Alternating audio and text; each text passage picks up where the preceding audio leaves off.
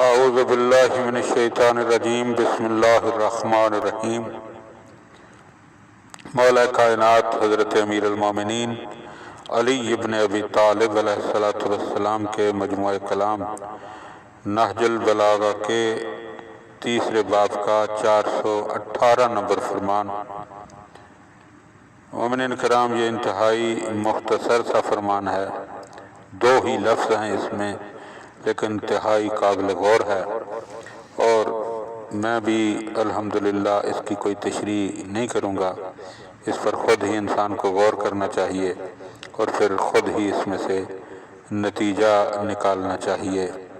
وقال علیہ السلام، آپ علیہ السلام نے ارشاد فرمایا، الحلم عشیرۃ، حلم و تحمل ایک پورا قبیلہ ہے۔